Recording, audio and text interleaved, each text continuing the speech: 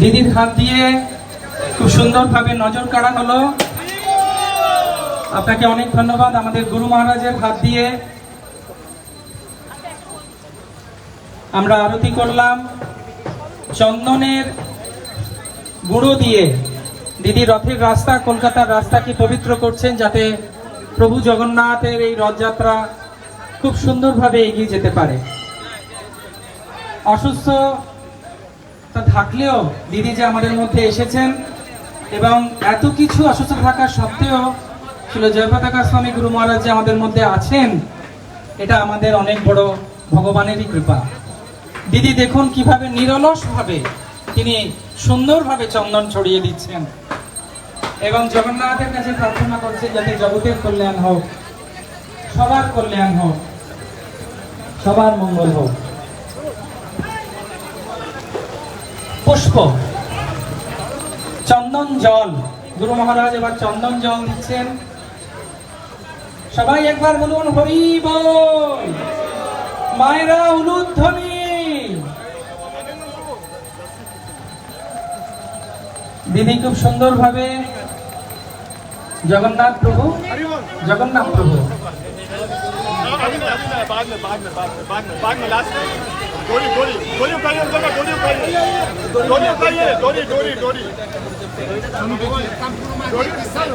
বেশি বড় করে টানবেন না, রথ থেকে দূরে থাকুন, রথের ঘোড়া থেকে দূরে থাকুন, রথের ঘোড়া থেকে দূরে থাকুন, সবাই রথ থেকে দূরে থাকুন। খুব অল্প টানবেন।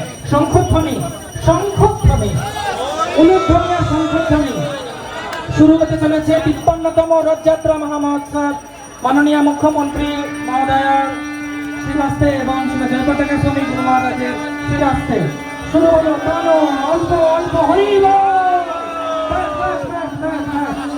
ফেলে দিন। অনেক ধন্যবাদ দিদিকে। জয় জগন্নাথ।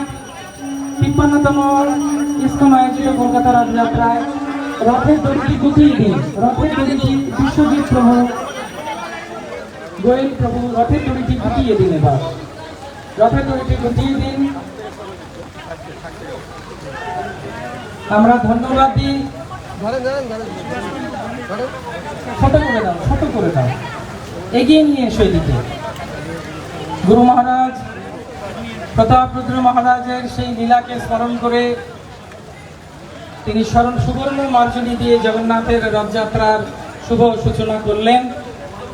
হরিশ প্রভু আপনি ছিটিয়ে দিন, যা আছে সব ছিটিয়ে দিন, রাস্তার উপরে ছিটিয়ে দিন। আস্তে করে, আস্তে করে, একটু বাস, একটু করে আস্তে টানুন, আস্তে করে একটু টানুন। হরি বল। টানুন, আরেকটু টানুন, আরেকটু। সবাই বলুন জয় জগন্নাথ। রথের দড়িতে হাত দিলে সব ইচ্ছা পূর্ণ, আর ভগবান সব যত ইচ্ছা মনে সব পূর্ণ করে দেবেন, আশীর্বাদ করবেন।